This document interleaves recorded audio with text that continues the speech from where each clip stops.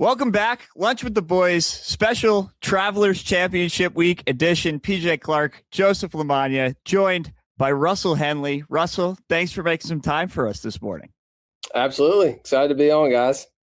All right, so you've been in New York for over a week at Shinnecock. You're still in the Northeast area. I don't know if you might have heard. I'm from New York. The Knicks won the NBA Finals.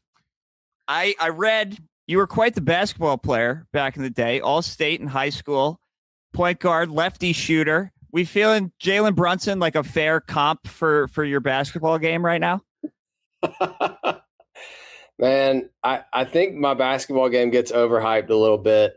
I played through high school, but like I was telling somebody actually earlier today, anytime there was like a college recruit or kid who played AAU basketball, they ran circles around me. If you were 5'10", and couldn't jump like me, I was somewhat competitive. All right. I mean, we'll take that. But growing up, obviously a decorated junior golfer playing basketball at a high level. Do you think that helped your golf game, playing multiple sports? Is that something you'd recommend to kids coming up now? I know that's a hot button issue. Yeah. I mean, I played all sports until I was 13 and then played basketball through high school. And I'm really glad I played. I love playing team sports. I played traveling soccer till I was 12. And I played everything. I remember 2 years, like when I was 10 and 11, I played ice hockey in Macon, Georgia. Somehow we had a ice rink. I don't know how that happened, but I love team sports. And I definitely got a little burned out with golf. I felt like sometimes it would get a little bit lonely, like if I went to play a national tournament by myself, in high school. And so getting away from the game for me got me really excited about coming back. And I think when you're growing up, it's awesome to be on team sports. It's awesome to kind of just see life from a different lens and a different sport. And I think it only helped me. So I was always excited to come back and play. And I don't regret a second I played basketball. I loved it. I wanted to get your thoughts on some big announcements yesterday from the PGA Tour up in at TPC River Highlands yesterday. Tiger making an appearance, Brian Rolapp announcing the new Championship Series, Challenger Series, kind of future of the PGA Tour moving in 2028 and moving forward. What was your kind of initial reaction? I know the idea had been out there for a while, so it wasn't necessarily a surprise to you, but what was your initial reaction when everything got laid out to you guys a few weeks ago? Yeah, I mean, I still haven't had a second to like sit down and look at the exact details. I feel like the schedule has been an ongoing question mark in terms of with the signature events and then where they should be on the schedule. And sometimes we've had them bunched around majors, and I think that's just been kind of a constant thing we've been, or the tour's been going through. I would say my reaction at this point in my career is I want to play against the best players as much as I can, and I want to see how good I can get at this crazy game. And it's so hard, and I love the challenge of it. And anytime I can have more opportunity to do that, I'm excited about it. That's kind of what my, general opinion on all of it. I still need a second to look at all the details. I'm sure they've been thought out. I don't know. What did you think? It seems cool to me playing best on best more than I think the promotion relegation seems like kind of an interesting thing, something that we see in more of a soccer style thing.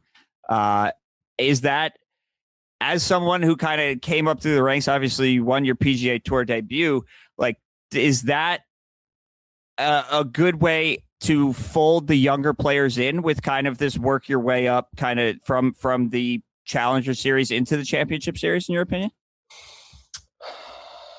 I mean, I would think so. I mean, I can relate it to, just off the top of my head, to when I was on the Korn Ferry Tour in 2012, and I had a couple of good finishes. I think I remember finishing like second in Kansas City, and but I knew that I had to win. Like, It was really hard to just have like a bunch of decent finishes out there and make it out. Make it out on the tour. So I knew I had to win to get out here. And that really helped me a lot. I think that's the reason why I won my first event and on tour, and felt like I was in the place where I was just going to win, trying to win tournaments. And so, yeah, I think it's only going to enhance the competition. I still don't know exactly the rules when it comes to like if you've won or if you keep your card or those like little you know, holes in the system. Mm-hmm. I just, and then the fall series I feel like is still up in the air. So I think it sounds good. I mean, anything to make the guys trying to get, you know, to the track one more competitive is only going to make track one more competitive. So like, yeah. Some of those details, I think are still being worked out. One idea that has been tossed out is potentially match play at the Tour Championship and potentially at some golf courses that we've never seen before on the PGA Tour. I don't know how into golf course design you are, Russell, but I was curious if you had a golf course or two in mind that if you could pick anywhere that you guys would host this event, a golf course or two that Russell Henley would pick. Yeah. I'd say Colonial. I mean, listen, it's a good answer. I mean, I have a lot of favorites. I have a few favorites that I don't really ever play that well at. I love Riviera. I mean, I love Riviera. I've never really figured out how to play the course very well, but I just love being there. Harbor Town's my other favorite, on another one of my favorites on tour. You know, I think the variety would be really cool for fans. I think, and I think it'd be good for the game. I mean, I think it's been really successful being in Atlanta every year, and I love playing golf in Atlanta. It's right next to home. It feels like a home game. I grew up going to that tournament when I was a junior golfer, so like I love it there. But I think the idea is to keep things moving. Is there a golf course you've played over the last 5 years or so that was not in a competitive setting that stands out to you as one of your favorites? Let me think about that.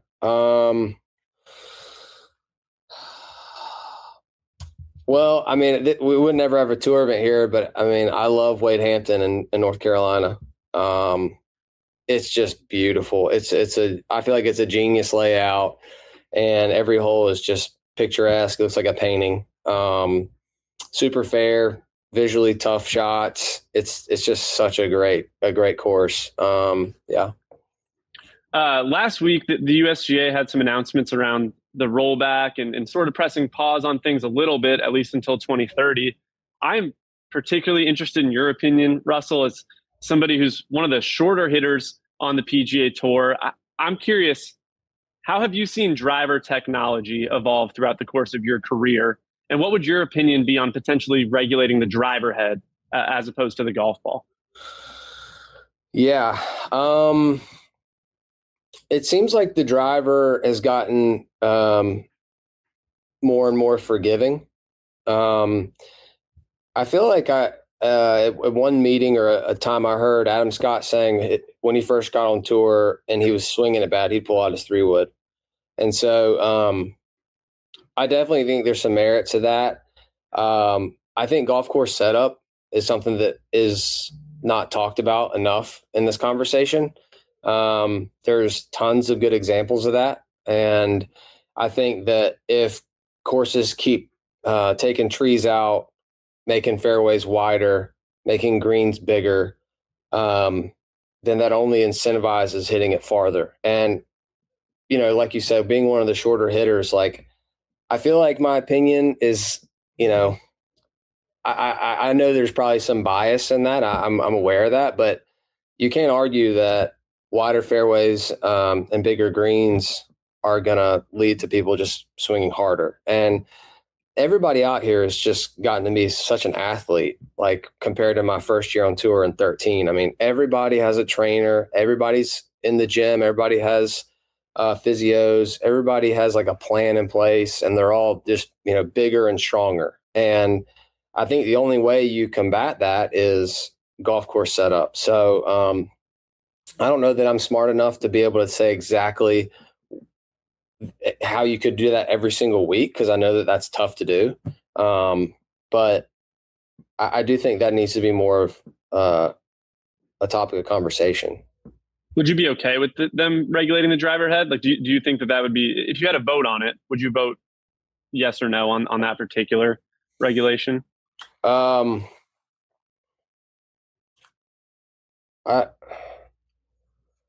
I be okay with it? I mean, I don't think that at this point I'm going to be voting to like change anything equipment wise. Like, I would be okay with it because that would be if that was the rule, yeah, that I have to be okay with it. But like, I'm not sitting here going, this is what I want to happen, if that makes sense. Sure. So yeah, I think that would probably, that would make sense. Like, I think, but again, there's so many different angles, and what I don't want to do is say my opinion on here that's one way or the other, and regret saying something, after I've thought about it 30 minutes later. No, totally fair. Just a wide opinion on that topic, and it's just interesting to get a tour player's perspective, especially given your skill set. PJ, did you have a couple more? Yeah, I was interested. You've been on tour for a while now. When you look back at the 2013 version of yourself, fresh off the KFT, and winning your debut, what are the differences when you look back 13 years now between the player you are today and the player you were then? Yeah. I mean, when I first came out on tour, Tiger was number one in the world. I think he won 5 times my rookie year. It was all kind of, it felt very big to me. I felt a little bit uncomfortable with it all. And after winning, I was in WGC events and played majors and stuff like that. And I don't know that my ball striking was ready at that time to be competitive at all in those. And I know that it wasn't competitive, good enough to be competitive in those bigger events. And so I would say I've just become a little bit more polished over the last 6 or 7 years, and spent a lot more time just focusing on kind of the 1%, just trying to be efficient in every part. Versus then I was a little more like, hey, I putted bad, I'm going to go putt for 4 hours and I'm not going to hit any balls today. Versus now I'm like, I'm going to work on everything every day for an appropriate amount of time. Your major championship track record has really improved over the past couple of years. Kind of gets at what you're talking about, of becoming a more polished player. In the mix this year at Augusta, is there anything that you learned about specifically playing at Augusta throughout the course of your career that enabled you to get in the mix this year? What did I learn about Augusta? I think that place is just a big, hilly, like uncomfortable kind of feeling place for me when I first started playing out there. And the more times I've played it, the more comfortable I've gotten with it. You kind of get used to some different shots that you look at that just feel very difficult. And you kind of start realizing like, okay, as long as I'm just over here to the left, or as long as I'm short, or as long as I'm right, you kind of realize there is more room to play with. Not a lot of room, but there's more room. And so I think I've just gotten a little bit more comfortable over the years. It's taken me time. I mean, I feel like that place, it'll intimidate you from all aspects. And so I think, just playing it more and more, seeing where you can miss it over time, I've just gotten more comfortable. You're back at TPC River Highlands right now after a T2 finish last year, playing in that final group. Is it nice to kind of return to a place where you ended on such a positive note last year? Yeah, it was fun. Playing in the last group on Sunday. This place is tricky. Like it feels like you could shoot 62 every day when it's soft and there's no wind. And the wind blows a little bit and you get out of position a little bit, it can get tricky fast. And so, I always love playing here. I feel like if you go around and you hit it well, you can give yourself a lot of good birdie looks. And the crowd last year was crazy on the last hole. I remember it was like a stadium walking down the last hole, and it was like electric. And then, when I chipped in, it was like, it was such a shock, really. I mean, it was such a difficult shot, but it came out just like I thought. And then it was tracking. And I remember thinking to myself, there's no way that's actually going to go in, is it? And so it was a crazy finish. Definitely brings back a lot of good memories. And my family likes being here too. So we always have a good week here.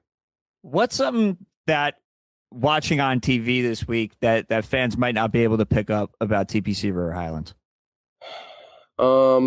I think there are some subtleties around the greens, like some of the pin locations they use. They look like it looks like it's flat, or it looks like there's plenty of room, but maybe like 2 or 3 paces past that pin, it's a drop off that goes 15 feet down. So I would say the pin locations are kind of they can look easy, but they're difficult if you're on the wrong side of the hole. All right, last one from us. We asked this to everybody. Very important question. Going to put you on the spot here. Russell Henley, what is your favorite fruit? My favorite fruit, banana. Banana. It's the first banana answer we've got. I think that is the first banana answer. I put a banana in my smoothie every day. I'm a banana guy. It's a staple. All right. Well, catch Russell Henley this week at the Travelers Championship. Russ, thanks for joining us. This was a lot of fun. Thanks guys. Russell. Good luck this week. Thank you.